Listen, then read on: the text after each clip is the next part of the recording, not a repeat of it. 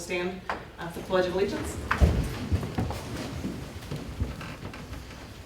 I pledge allegiance to the flag of the United States of America and to the republic for which it stands, one nation, under God, indivisible, with liberty and justice for all.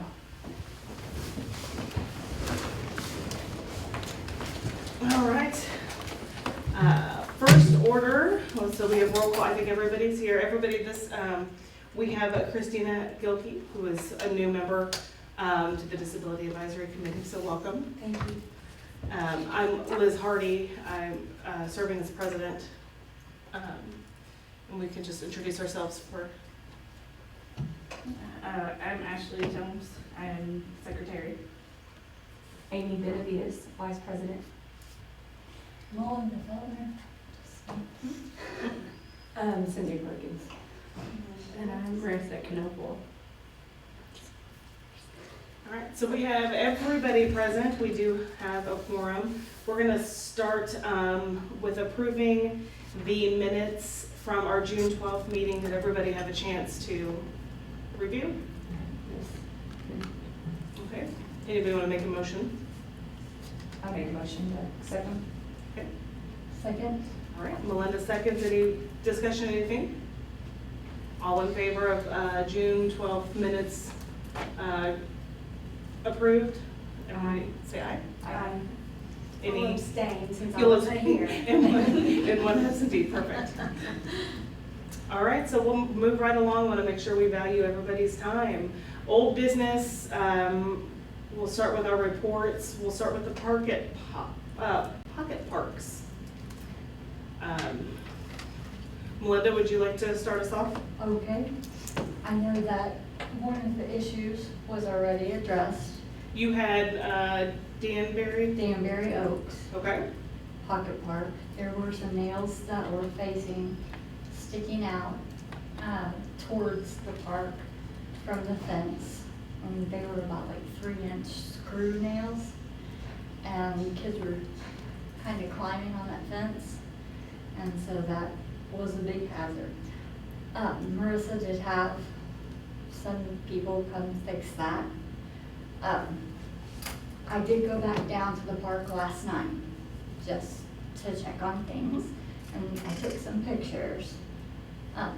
There are some nails still sticking out. The boards are replaced, but there are still some, yeah, I can show I know you. they did a temporary fix. Obviously, our maintenance team was not fence experts. And I do know that the normal guy that does the fence work was out that week. So I was like calling like, hey, I just need you to like temporarily do this. So I can't get them back out if they're correct. I mean, they were, Yeah. a lot of them were fixed. There's only a few now that are sticking out. But even those few, when they're Yeah. 3-inch screws sticking out, and it's like across down, and especially around the basketball court and Okay. things. The red slide it's the longer slide. It's got a big crack in it. And I slid down it, Yes.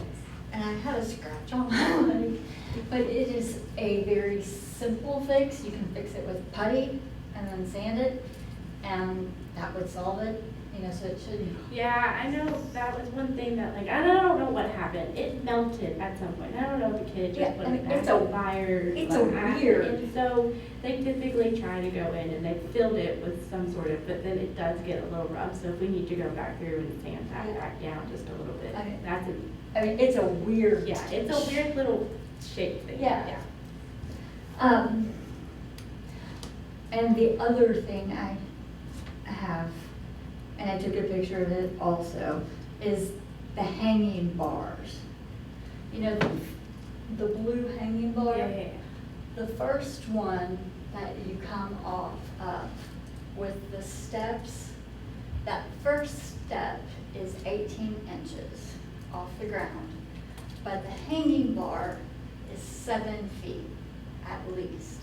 Because my husband is 6'5", and he's in the picture going like this, and he can barely get it So I don't know if the step needs to be bigger. It would be something, I could reach out to our, person who does our, playground equipment, because I know we're probably going to want to do something that's ADA compliant, because I know, and I'm not familiar really with the rules, I know for every certain inches, it can only go up a certain grade, if that makes sense.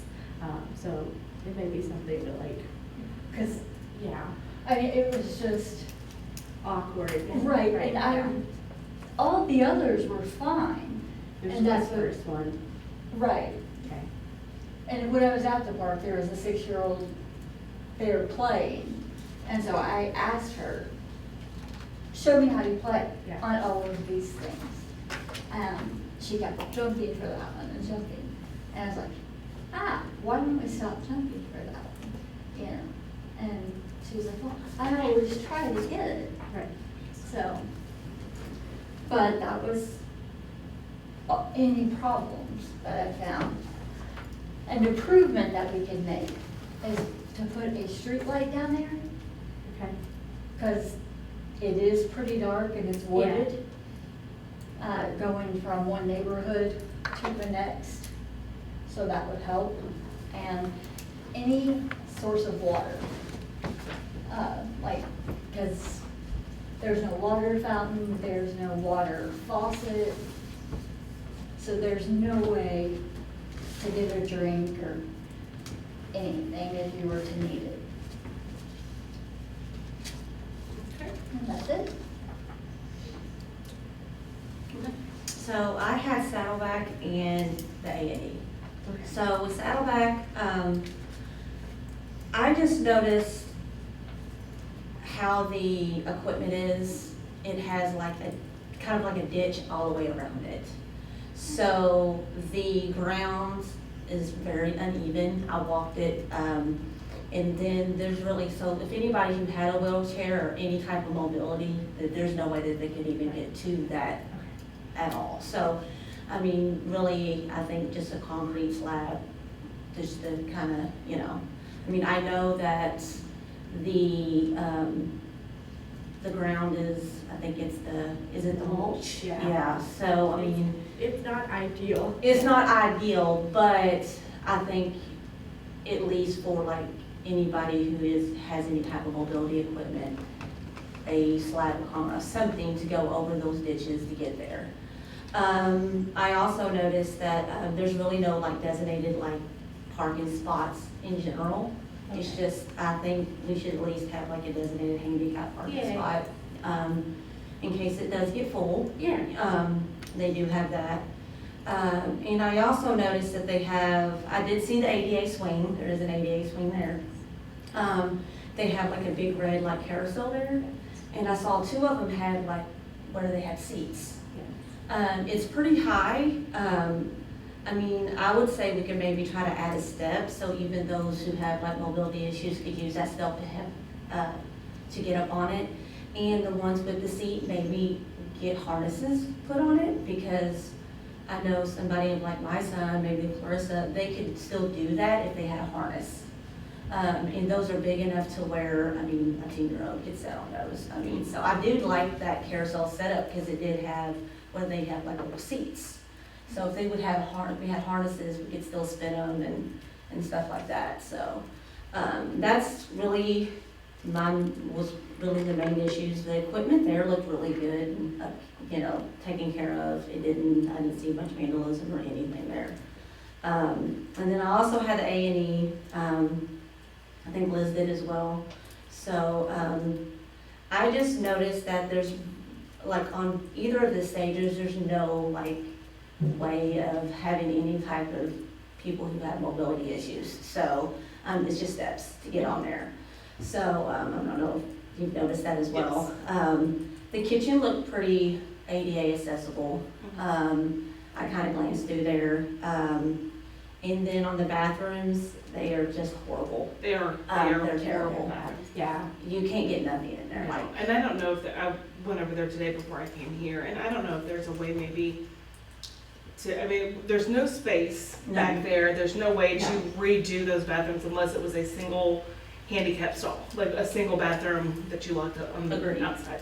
Unless there was space maybe to add a bathroom kind of in the kitchen area that would be a gender neutral, one toilet, So handicap accessible. we do have a handicap accessible there at the Okay. AD Center. It is in the double door, as you walk into the main entrance. You take a Okay. left down the hallway. Mm-hmm. Inside that hallway on the right-hand side, there's a double door that has, it's almost like a old preschool type door where you can shut one half of the door but keep the other half open. Oh, okay. It's not, there is a handicap sign on it, but if the door itself is shut, you don't see that there's a No, handicap bathroom no. in there. So maybe something that we could go back over and look at it, just so you can tell me, hey, does this fit the needs? It's fairly big, but like, I have noticed that even with that, when we've had wheelchair and handicapped people there at the building, it's a very hard turn for them to be able to like turn in, and then they have to turn straight back over. And so some of the wheelchairs are just so wide that it doesn't fit the door frame itself. So it's like the bathroom itself is open, but the door frame itself is not ADA compliant, so. Right. Okay, that's mainly what I saw. Like, they had no assist rails or anything, like it just, the two of the bathrooms I saw just wasn't ADA compliant at all. If you wanna talk about Knoebel. So I went to Knoebels Park, and so the good news is that there is a parking space that does have handicap, and it is designated. It also has the areas off to the side to be able to pull a ramp down, so it's blocked off, to where if you needed to pull something down off of a van or some sort of vehicle, you can do that. They do have a porta potty there, and it is handicap ADA compliant as well, from what one porta potties told me. The playground there is not ADA compliant at all. The only thing that they had is a swing that had the harness on it. Outside of that, there was not anything that had any type of ramps. The steps to where the front entrance of the playground was about 16 inches off the ground. So I don't know if it just needs to possibly be re-mulched to make it higher, and mulch isn't gonna necessarily fix it, but it would at least make it to where that step isn't as high. Obviously, it's mulch, which is not an ideal situation. Something that we probably need to think about with all the pocket parks is doing, and I don't know, this would be a recommendation, that I don't know if there would be something better than mulch, just because that flooring is, it's super expensive, so it's not just something that we're gonna be able to do overnight. But if there's a different type of flooring that when they go back through to re-mulch, then next year, do we get something that's a little bit more finer to be able to like pat down to make it more even? That may be something that we can think about. The basketball goals do have a walkway all the way to it, as well as the shelter house does as well, so there is a paved path. But inside the shelter houses, none of the picnic tables were ADA compliant, so that would be something that I would like to add there. And then the basketball goals, you could get to it, but the goals themselves don't lower or raise. I don't know if that would be something that with somebody who has mobility issues, because you're already kind of lower to the ground, would it be something that would be beneficial to have basketball goals that you could raise and also go lower, so that way it's not as big of a, because right now they're about, I think, just the standard 10 foot. I didn't measure it, but they're, you know, I don't know. I feel like that would be great. My only concern is, unfortunately, people will lower them and then start slam dunking on the kids and Right. destroying That that. would That's be my issue, something, yeah. But would it be something that the Parks Department in itself could say, hey, from these hours on, you know, Tuesdays and Thursdays, we're gonna raise the goals down lower once a month to be able to Yeah. have an accessibility, you know. I figured if there would be Time like a or time something, frame or right. control over Yeah. it, it would work better. I Yeah. can tell you from having one of those gorilla goals that do adjust, that are like in the ground, 5 feet deep in concrete. After about 5 to 6 years, those handles rust, and then you have to replace the goal because it will not raise or lower, so they lock. So if you can find a goal that has a removable one? Well, I think that would be beneficial too for the, Yeah, so that no one else can raise or lower. Yeah. Right. And so, I mean, you may be able to do that with one of those goals. You just might need to find out. Right, how. yeah. That was everything I had. okay. Well, I went to Woodford and Ashley Springs.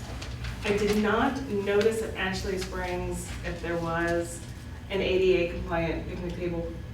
I was looking at the park itself, both parks, overall, the equipment is in good shape. The swings are high. My 8-year-old couldn't get up by herself and then actually she could get on it by herself, but then couldn't do anything.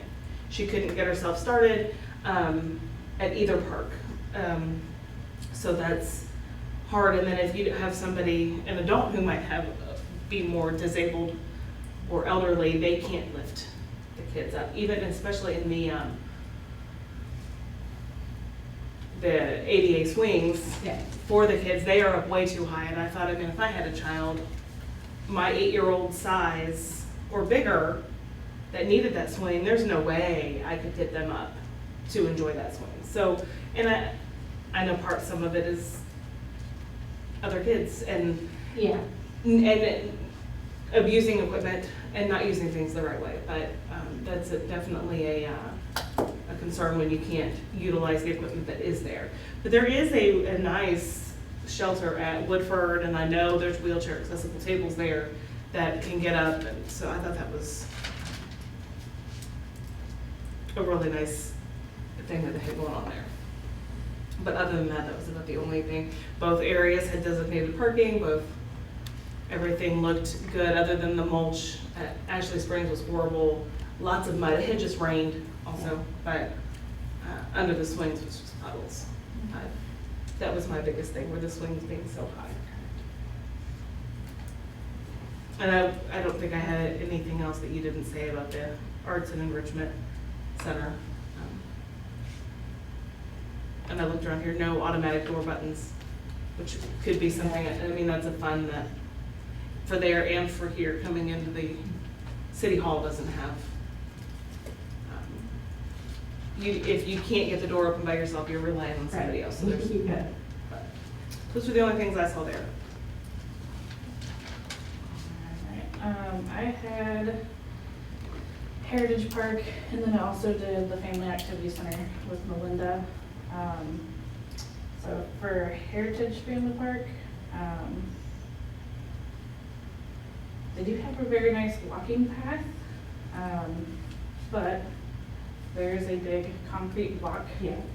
at the end, which I know is to stop people from like bringing their,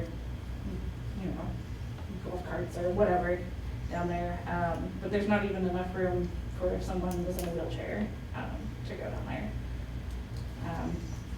If they were able to access it, they can get up to the picnic tables under the shelter, so that's good. Even the sidewalk to the walking path stops just short, so they have to like back up to somebody's driveway and come down and around to get there. There is accessible parking there, but they have, it's grass between that aisleway and the playground. And the playground has mulch. That's always gonna be an issue.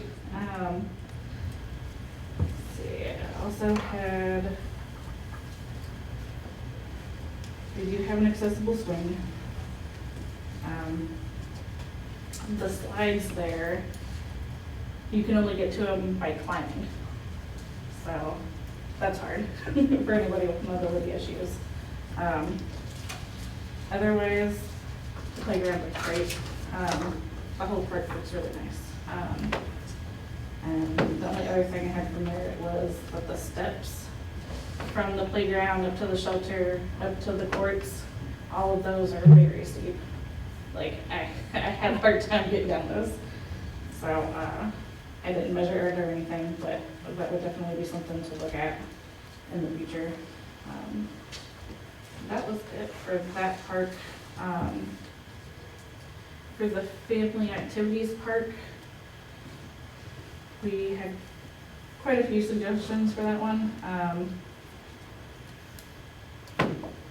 One of the issues we thought would be an easy fix, would be to add like a hand sanitizer up outside on the buildings, maybe in between like the rink and the play area. Because they did have it at, They have where it you pay, in, but like where you go to get in the park, but we couldn't find hand sanitizer anywhere else. So all the kids who are eating and stuff, and all the things that they're touching, and since they're allowed to bring in their own food and things, which is great, but there's also nothing to clean their hands, and if you're at a water park, there's a lot of things. So that would be great. and an easy added thing to help, especially like us with compromised immune systems. And then we also, an automatic soap dispenser, because the soap dispensers in the bathroom are super high for like smaller kids, and I think he said like in a wheelchair you wouldn't be able to. So if you got like an automatic one that's just censored, it would allow you to. Because the sinks were at the right height, but not the soap. And you mentioned the quiet room. That's gonna be my next one. Don't worry, I have a whole list. Oh, okay. I wrote it down. So does mine. Yeah, the other thing we were kind of looking for was if there was a space for like a quiet room, a nursing area, somewhere to cool down, which could accommodate a lot of issues that kids or parents might have. There wasn't really anywhere, unless the party rooms weren't being rented. So that might be something to try to look into. Let's see. For the playground, there is a couple spots where it looks like you would be able to add a ramp so kids with mobility issues could get up there to play. And then, you know, with how hot our summers are now, it might be a good idea to like add like a shade sail. Sunshade, yeah. Yeah, because it's super hot. And if they're not ready to go get in the water. And that flooring gets very hot. It So you does. have kids that kind of go back and forth, and, I mean, they're pretty inventive, grabbing the buckets and standing in the shade. It does get very hot. The water fountain was still disconnected. And we talked to one of the ladies there about it. So that could be reconnected, easy thing to help people out to stay hydrated and stuff while they're out Yeah. there. So she did mention that to me, because what happened is there's a pump and there's an on and off switch. And so for whatever reason, I just never noticed that it wasn't turned on. So when the manager called me, she said, "Hey, do you know the water fountains aren't working?" And I was like, "Oh, I'll be right over." And I went, and so they're now currently working. Because I went, no wonder people kept asking us for like tap water. Because they would come up to the concession stand and be like, "Hey, can you fill up our water bottle?" And I kept going, "There's a water fountain literally." And I was like, "Oh, come on, Rissa, just turn it on." So that was our bad. It is now on. So we were good. So I also thought, because the whole time I'm there, I'm like, it's super hot. And if I'm not getting in the water, like what ways can I help avoid that from happening so much? You could possibly add fans in the little seating areas in the golf course, because it looks like there's hookups up there. And then for the splash pad, the surface, that new surface is great. Fantastic. We Hands did down. still, while we were standing there talking about it, witnessed a few falls. Where that concrete's still painted around the edge. So Yeah, that one might be something to fix, because, yeah, one of the girls slipped and hit pretty hard. It's just as you get off the pad itself, there's Yeah. still some, and I don't know, we've talked about maybe adding just like, so when we repaint it next year, adding like, it's basically sand that you add to the paint, and it helps create a grip, if that makes sense. It's not gonna be perfect, because no matter what you do, you're going from water to concrete, it's just, Yeah. but there are hopefully ways that we can stop having kids fall. It's been very nice. It's been very less, so like our athletic, or our accident forms have not been used as often, so that's been really nice, but there's still some. Are there signs There that say is, that, there's signs that say, you know, slippery when wet, but. right? No, I mean, I know people don't say them, don't read them or pay they- attention, I but, mean, you know, and even for the that kids, it could be is right there in front of them and they're gonna run right past They're it. gonna run it. Possible. Like, it says no running, they're gonna run past that sign. Yeah. Right, yeah. Um, It's a lot better when the chairs, because like when we had, the schools came and did their like end of the year thing, we didn't have the chairs around the thing, and we saw kids running from the splash pad to the playground, and we were like, oh no, no, no, no, no, no. So some of it's just thinking about, do we need to expand the foam floor? Does that cost a little bit of money, but if it's something that we can think about in the next couple of years, of just expanding that flooring out, you know, another 5 feet with that make or break, you know. That way you're kind of getting a little bit more dry area before you're running off into a concrete area and stuff. One of the things that I thought, because I know for me, when I'm having mobility issues, I plan ahead whenever I go anywhere. There's not a ton of information online. So, like, it would be super helpful if there was like, I don't know, like a map of the areas with like, I don't know, or like a virtual tour video, just to have a bearing. And I know that's helpful with some kids that have issues too. We have to plan ahead. So that's something that might be helpful, or even just like adding pictures. Right. Well, I mean, Brian just recently, our media director, got a drone, so I wonder if we took it up and was able to get like a really nice high from down, you know, looking down. That way you could kind of map out like, hey, here's where this is, hey, here's where the water fountains are. Be able to have like a thing, so that way if you are coming to the park, you could know, okay, yes, this is where I need to go if I need this or that, so. And that was it for that, unless you wanted to add anything.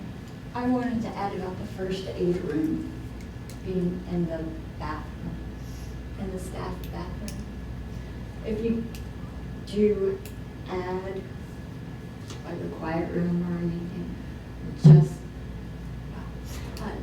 just for cross-contamination, health purposes, compromised immune systems, you're exposing a lot, because bathrooms are not sanitary or sanitized, and most kids who come in have scraped their knees or hit their head.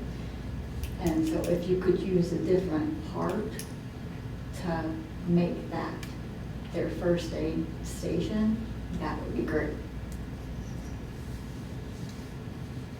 I guess my last comment, I just want to add about slides, because I don't think I've seen a metal slide at any of the parks around. Because with the plastic slides, you run the risk of electrostatic discharge with kids that have a cochlear implant. So it might be something to look into. I just took my kid over to the Hammersmith Park over in New Albany, and they have one of those roller bar slides. And I thought that was a lot nicer than like the metal slides that we grew up with that burn your legs. So that might be something to look into for another park. had the Ben Bertram Memorial Pocket Park. I think the same issues with that is a lot of the same issues that everybody else has, you know, obviously the mulch, the accessibility, the, you know, the little things here or there that safety purposes, which I did not make a detailed list about the, you know, what needed to be done. And I know that that park seems to be, there's quite a few people I see online that will comment about that park all the time, pretty frequently, so I didn't think I needed to make a list of things of improvement, but, you know, I think what, I rode by and looked kind of like at all the, just rode by and checked all the other ones out, you know.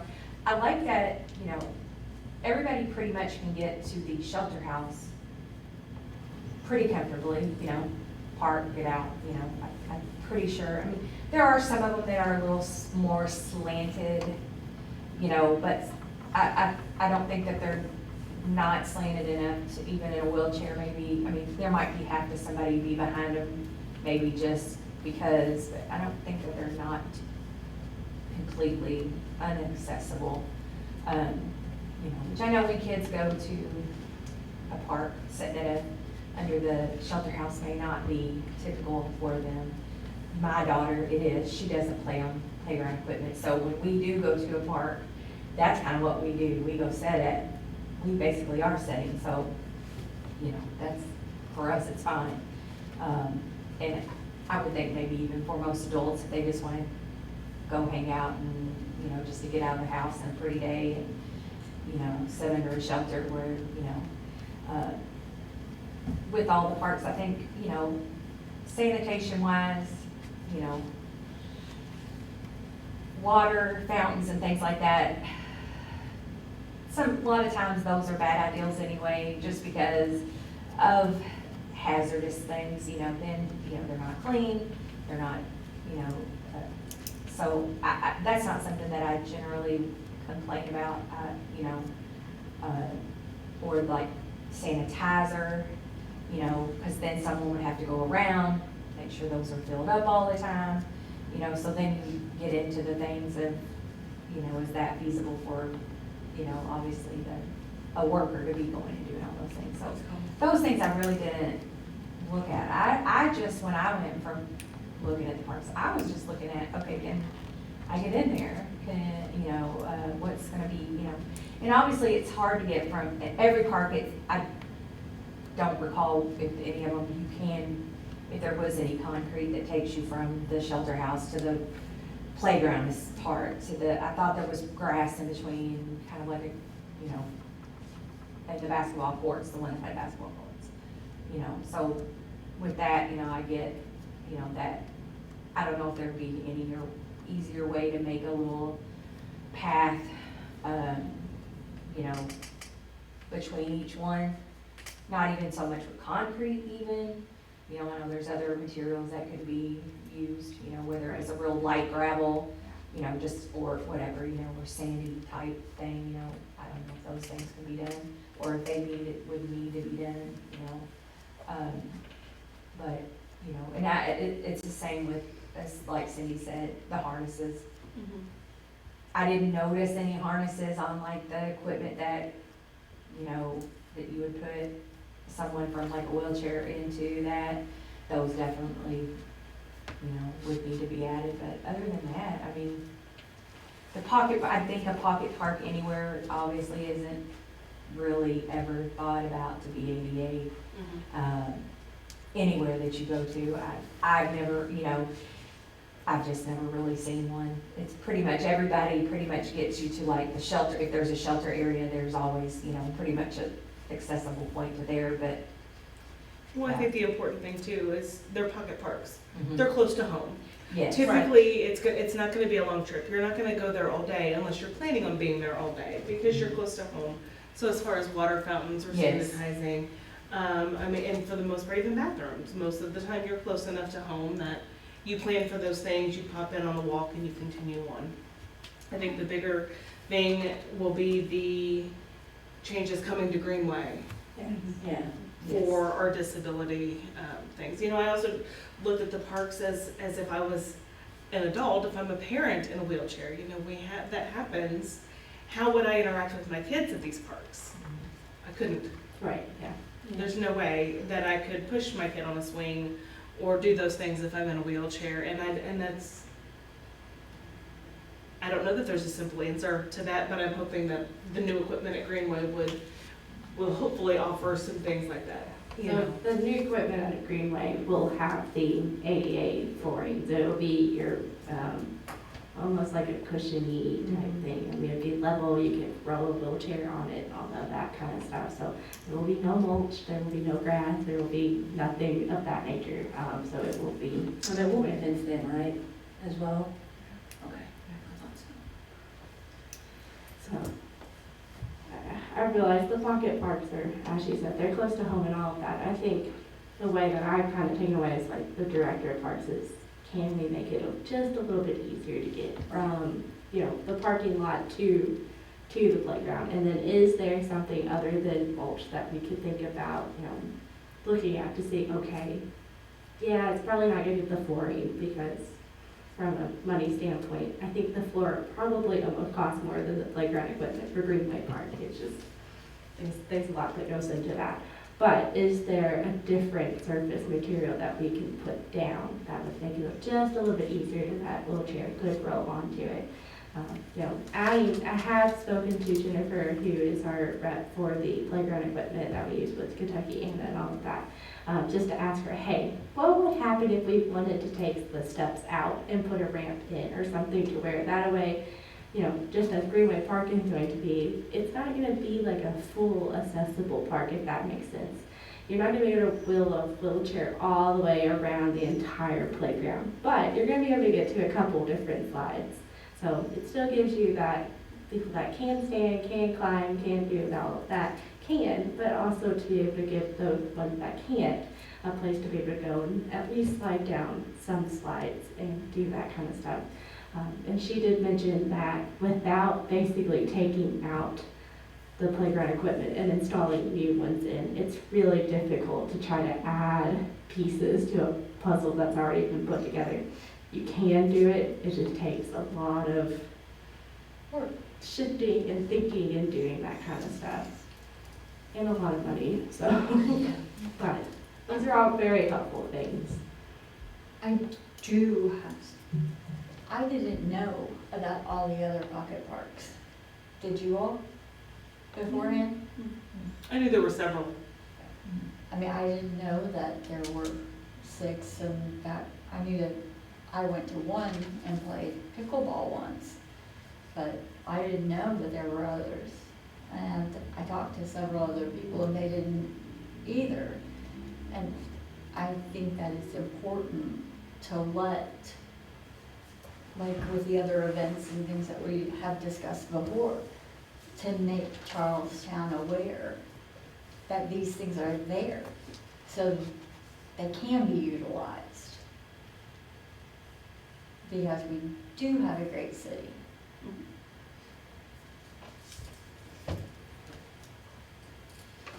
Anybody want anything else on the parks, city hall, accessibility?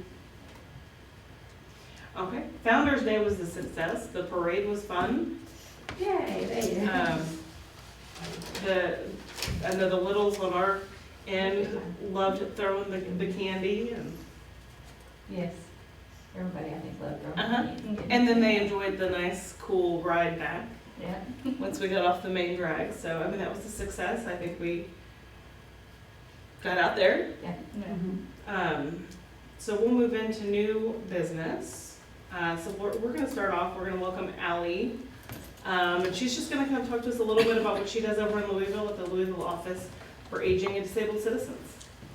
I'll come up here so you can see me. Okay, so my name is Allie. I actually live here in Jeffersonville, but I work for the city of Louisville. And I'm in office of one, so I'm Aging and Disabled Citizens. My office provides information and referrals to aging and disabled citizens. I maintain a pretty thorough resource guide for the city of Louisville. It is accessible on my website at all times, and I also send printed copies to older adults who maybe don't have access to a device. But what I'm here to talk about mostly is we do have a commission for persons with disabilities that exists in the city of Louisville. It has existed for at least 3 years. It got stalled a little bit during the COVID pandemic. But that's a 13-person committee. There are ex officio members, so that's a fancy term for city employees. So that's what I am. So I'm a non-voting member on that commission. But we have 13 individuals throughout the city that represent different aspects. So, and I brought my cheat sheet because I always forget. So we have 2 members from Metro Council, from Louisville Metro Council that are appointed. They get to put a preference of which committee they like to be on, but they are technically appointed. They don't really get a choice. So the mayor appoints them. We have 4 members from organizations or individuals representing people with disabilities. So that could be an individual with a disability themselves or representing a nonprofit organization that helps individuals with disabilities. We have 1 member from a business. For us, the best example is we have an individual who runs a home care business, a local business. And then we have 1 member representing a regional college or university. And then we have 1 member representing a rehabilitation professional. And then we have 2 members from employment or education advocacy. So we have a rep from AARP, and we also have our representative from Options Unlimited, which is a supportive employment organization in Louisville. And then we have 2 members from the community at large. So everyone that attends has a focus on improving the lives of individuals with disabilities, but they all bring a little bit different focus. We have individuals who attend just as community members that are not voting members, but that regularly attend. We do take public comments as well. Those can come in through my office, or they can attend the meeting in person. We do meet in downtown Louisville at the Thrive Center, which is off of Market Street, and we do live stream our meetings as well. But each meeting we try to have some council education, so it might be someone presenting on a different organization that we haven't interacted with. We've had someone from JCPS talk about audiology and upcoming tech for those with hearing loss, which is really informative, and I hope the city kind of gets on board with the new tech that's involved in hearing loss. We've had someone come present on small business loans to make older businesses more accessible. That was really interesting. I have presented about my office before, just for council education. So we try to bring some education each month, talk about our public comments, and then just generally, you know, we have members in our committee that are those with disabilities, and so to hear from their lens what they're struggling with in the city of Louisville. I don't know if you have this issue here, but some of the smaller neighborhoods in Louisville are smaller streets. They are, there are no driveways for individuals. They're older neighborhoods. So what individuals will do to avoid having their car hit, they will actually put their car up almost onto the sidewalk. But what that does is it blocks accessibility for those with mobility devices. So we're fighting that battle a lot.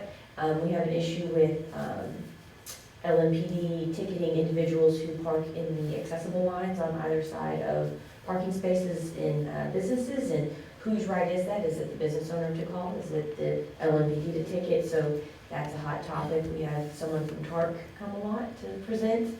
TARC 3 is our non-emergency medical transport for low-income individuals and those with disabilities. And if you've watched the news at all, you've seen TARC in the news quite a bit. They're struggling a little bit. They were leaving some riders, some individuals that weren't able to get home in a normal vehicle. So we have representatives from TARC come give an update on how their numbers and their complaints and their dropped missed assignments are going. So we just try to each month look at it from the lens of how can we improve the city. We do have subcommittees. I will say that's one thing that we have. Let me see my subcommittees. So our subcommittees are housing and visitability, and each subcommittee has to be led by an appointed member, so one of the voting members, but the public at large can also attend those subcommittee meetings to give their lens and their input. We have to have at least one representative that's an appointed member to kind of run that. So housing and visitability, public spaces and events, awareness and education, transportation, and then employment. We're struggling with the employment one. No one wants to take on that one. But transportation is very popular. They work with TARC a lot on transportation. Public spaces and events is quite fun because, again, in the city of Louisville, we have the big concerts. We have quite a few concerts. So we have a lot of discussion on the accessibility of the Yum Center and some of our large concerts and things like that. So that's really fun. And then housing is just really a struggle right now. The city of Louisville is really behind on affordable housing units. And there's a big push from our committee for any new developments that are made, that they go beyond the standard ADA requirement of so many units per total units be accessible. We would like them almost all to be accessible on the ground floor, because we're really struggling for accessible units. So we are just an advisory committee. We don't have any real power within the city. We advise the mayor, we advise the council. We are looking at possibly changing this to where we, if Metro Council has a new ordinance, sending it to our commission first for a kind of lens of accessibility, and then sending it back to council. That is not formalized yet, but that is an opportunity that we're looking at. And then, but yeah, our public comment kind of varies. They typically come to my office. One of the ones we've been successful with is I had an individual traveling into the city for a conference on spinal cord injuries. So this individual was an electric wheelchair user, and they had a travel agent planning their trip. And they found that the city of Louisville was not very accessible as far as their website, and how to find those accessibility tools, and what were the transportation options, and you know, what was the public transit like, and you know, what hotels were more accessible than others. They had a terrible time interacting with some of the hotels. So that was really sad to hear from someone outside traveling in. So we did make the international airport website a little more accessible as far as putting some of those features up front, instead of like having to dive through like 3, 4, 5 web page clicks. So that's a small win, but that's the type of stuff that we tend to deal with. We do have representatives from my office, the Parks Department, Public Works, who deals with our sidewalks, because again, sidewalk accessibility and, you know, cracks and things. And then we also have a representative from our Housing and Community Development, which runs a home repair program for disabled and older adults. So we have representatives from those offices in the city, and then we also have those 13 voting members. But we've only been going for about 3 years. Again, it's always changing. We did have an administration change, so the new mayor and his team are really looking at our commission and how can we do more. And then I will invite everyone, it's pretty far away from here, but on Thursday we are doing our Education and Awareness group is doing a viewing of a Netflix documentary called Crip Camp. It is set in the 70s. It follows a pretty famous camp for children with disabilities in the 70s. And we will be viewing that at the Southwest Regional Library. It is free to attend, but it is an R-rated movie. So, but that is something that our Education and Awareness group put together. They worked with the library to schedule that and view that, so I will be there. But those are the type of things that we do. We're looking at maybe some PSAs on the parking situations and not parking in the lines and what that really means. And, you know, we're looking at doing that, but we don't have a budget line for this commission. So we're looking, you know, what can we do with what we have and just our voice and things like that. So, but I wanted to come. When I saw this in the news, I was just really like excited as a resident of Indiana to be like, yes, like we already have this in Louisville, but I wanted to attend and let you all know that we're here for your support. And if you have questions, reach out to us. I'm always happy to attend. If you want to attend our meetings, they're on the first Monday of the month. They're at 2 o'clock. And they're at the Thrive Center, which I believe is 504 West Market. You have to double check me on that. But it's a pretty neat little place. It has some technology for disability focus, but it's kind of like a fun place to visit. It's for show, I like to say. It's part of U of L. But yeah, we live stream those as well. So you can just contact my office. I have business cards. If you'd like my business card, and you can always send individuals my way. I do a little bit of work in Indiana, but most of my resources are Jefferson County. So, yeah. Thank you so much. Yeah. Thank you. Yeah, I'm gonna leave some business cards with you too. Yes, please. Yeah. Does it have your website on the business card? It has just the general Louisville KY website, but if you go to louisvilleky.gov, there's a search bar in the top right-hand corner, and if you type in Office for Aging and Disabled Citizens, it'll bring my webpage up. And I have all sorts of aging and disability resources on there, links. I work very closely, like with the Center for Accessible Living is an independent living center in Louisville. They have representatives on our commission. I have links on there for my resource guide for KIPTA, which is our regional office for aging disability resources. Lifespan would be the equivalent here in Clark and Floyd counties. So those are the type of individuals that are on our commission. And then we have someone from vocational rehab, someone from Options Unlimited, which is, again, supported employment, a retired individual from TARC, trying to think of some others, someone from JCPS. We do have a physician who has a child with a disability that represents, that is on our commission as well. So we have a variety. Sometimes filling certain roles, it took us a long time to find someone from an education institution. Don't know why, but it just did. We finally got somebody.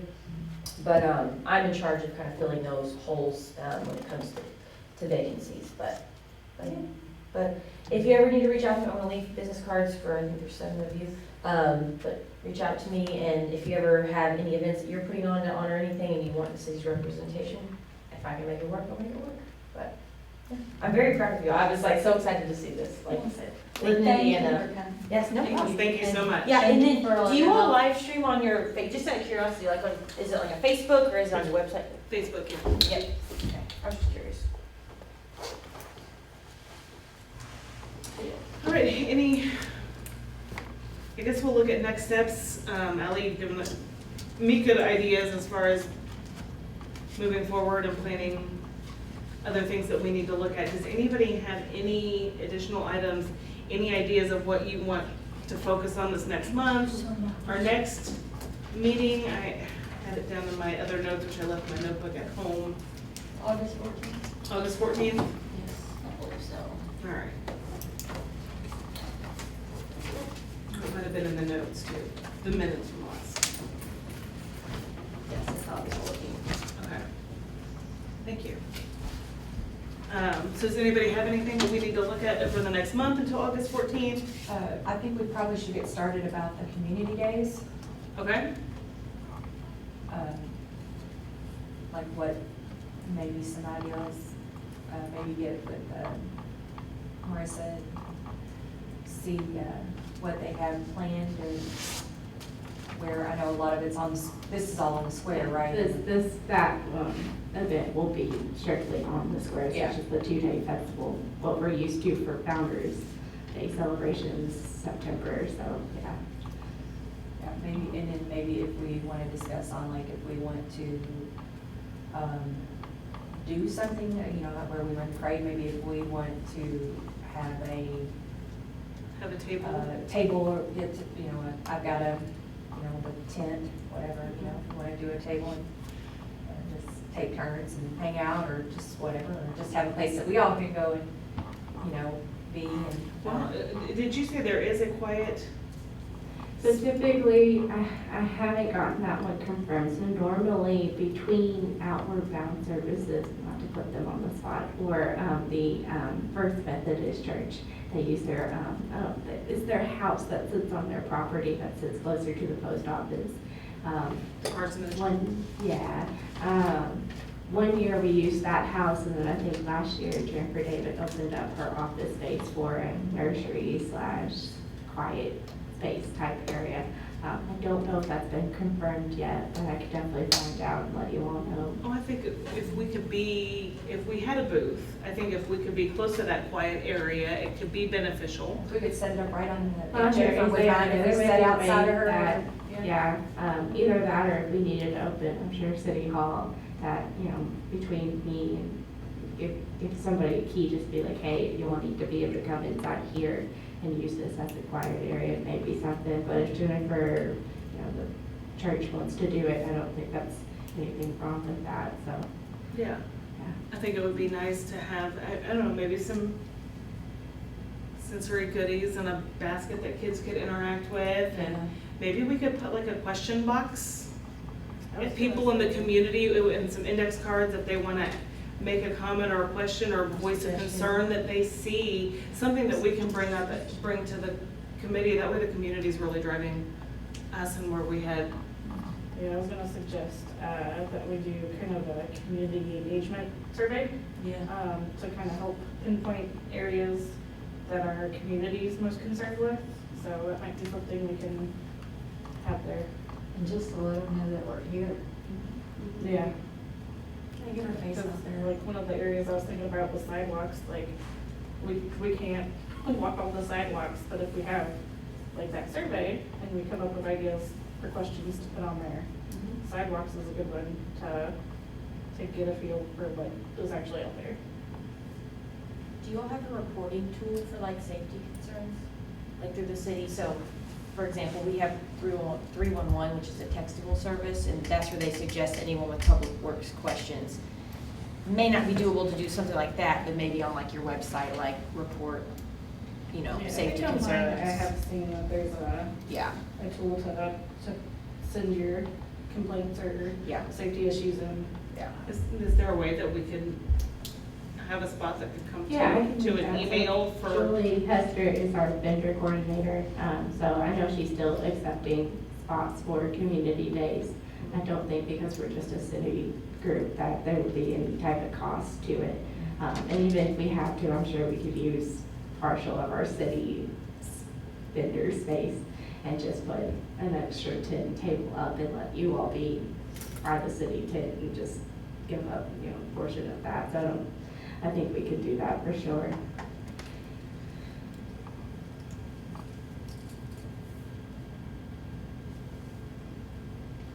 Well, before next meeting, do we want to come up with, think over the next week, over the next month, what questions might be beneficial to have on a survey, and we can come back and maybe put that together at our next meeting to have it ready for Community Days then in September. Because we'll have the meeting on the 14th of August, and then the following is September 11th. Community Days is the following weekend. Yeah, Is that it's correct? the 15th, 16th, so Okay. we'll hit that Monday right before. Okay, so then we'll have the meeting on the 11th to finalize everything that we would need for Community Days.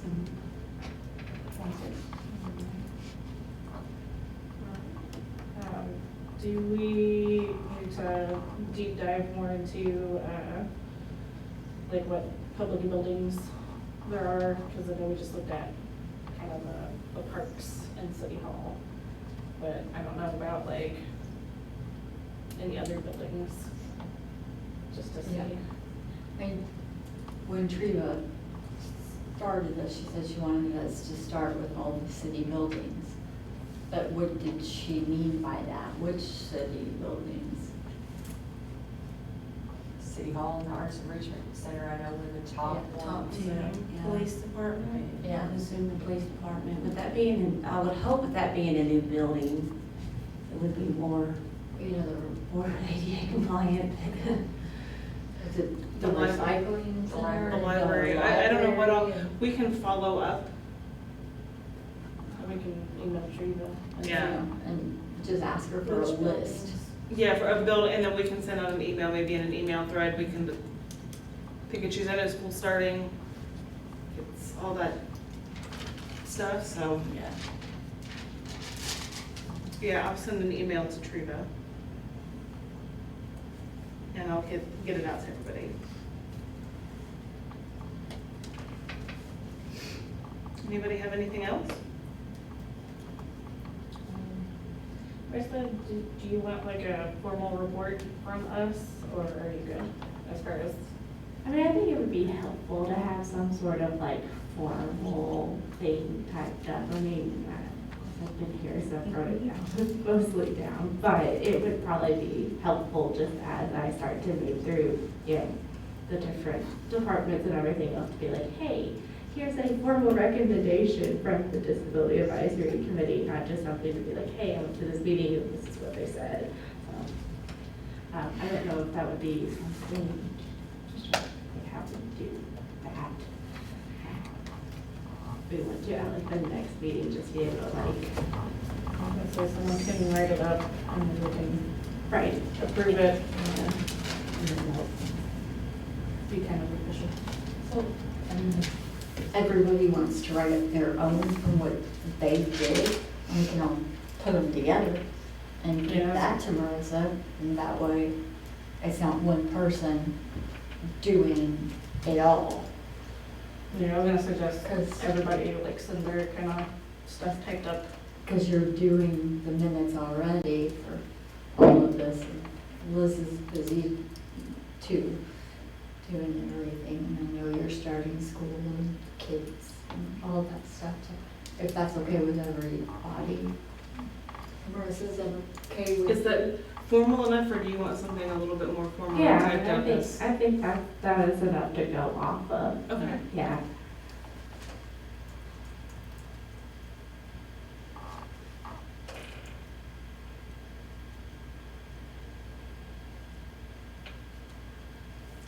Well, it is 6:01.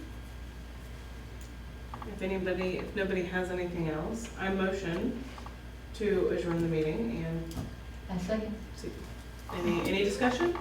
All in favor? Aye. Any opposed? All right. Thank you, ladies. Thank you.